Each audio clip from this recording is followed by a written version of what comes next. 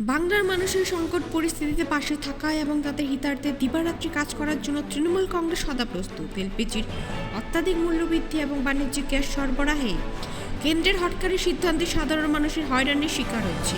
এরই প্রতিবাদে বাংলার মানুষ আজ কলেজ স্কয়ার থেকে ডোরিনা ক্রসিং পর্যন্ত মহামিছিলে সামিল হলেন। আমার মা ভাই বোনেরা স্বতঃস্ফূর্তভাবে যে সমর্থন এবং ভালোবাসা জানালেন তাতে আমি কৃতজ্ঞ। আপনাদের প্রতিবাদী কণ্ঠ প্রমাণ করে দিয়েছে বাংলা বিরোধী, গণতন্ত্র বিরোধী বিজেপির এই বাংলায় কোনো স্থান নেই। যে দল ধর্মকে আধার করে দাঙ্গাকে সঙ্গী করে দেশের ঐক্যকে ভেঙে ভোট জিততে চায়, যে দল জনগণের ভোটাধিকার হরণ করে ভোটে জিততে চায়, সেই বিজেপিকে সর্বধর্ম সমন্বয়ে বাংলার মাটি থেকে শূন্য করতেই হবে।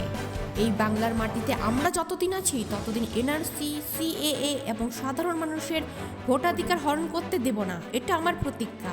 আপনাদের কল্যাণকে সুনিশ্চিত করতে এবং গণতন্ত্রকে বাঁচিয়ে রাখতে তৃণমূল কংগ্রেস অপশক্তির বিরুদ্ধে সর্বদা লড়াই করবেন বলে জানান মাননীয় মুখ্যমন্ত্রী মমতা ব্যানার্জি।